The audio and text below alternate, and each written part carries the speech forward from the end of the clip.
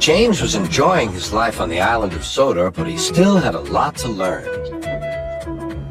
"You're a special mixed traffic engine," said Sir Topham Hatt. "You can pull coaches or freight cars quite easily, but you must learn by your mistakes." James knew what Sir Topham Hatt meant. He could well remember that dreadful accident on his first day. "Be careful with the coaches, James," said kind little Edward. "They don't like being bumped." Everyone came to admire James. "I'm really a splendid engine," he thought, and suddenly let off steam. Whoosh! A shower of water fell on Sir Topham's nice new top hat. Just then the conductor blew his whistle, and James thought they had better go.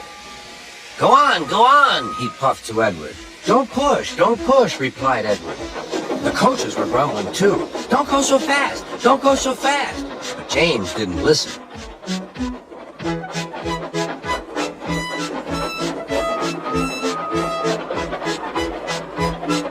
When at last they stopped at the next station, 2 coaches were beyond the platform. They had to go back to let the passengers out. But no one seemed to know about Sir Topham's new hat, so James felt happier. Presently, they came to the station where Thomas was waiting with his 2 coaches. Hello, James, said Thomas. Feeling better? That's good. Oh, that's my conductor's whistle. I must go. I don't know what Sir Topham Hatt would do without me to run this branch line. And he puffed off importantly. Edward and James passed the field where James had had his accident. The fence was mended and the cows were back again.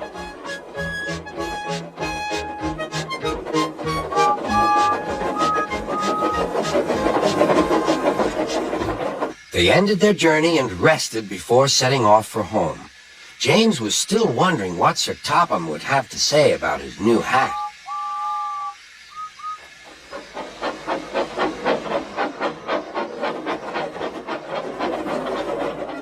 Next morning, he spoke severely to James.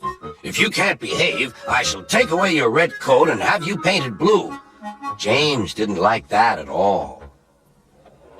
He was very rough with the grumbling coaches as he brought them to the platform. Don't talk, come on! Gordon never has to fetch his own coaches, he thought to himself, and he's only painted blue. To make James even more cross, this time no one came near him. I'll show them, he thought. They think Gordon is the only engine who can pull coaches.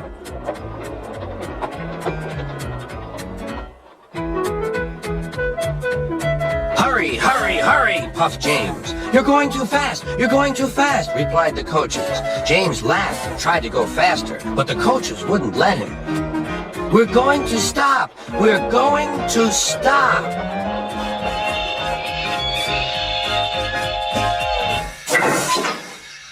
What's the matter? James asked his driver.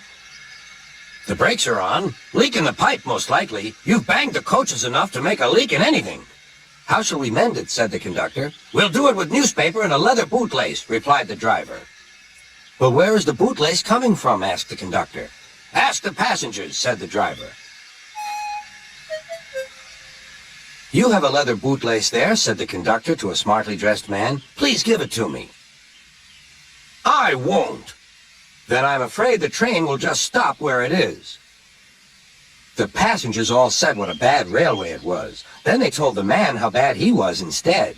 Everyone was very cross. At last he handed his laces over. The driver tied a pad of newspaper tightly round the hole in the brake pipe, and James was able to pull the train.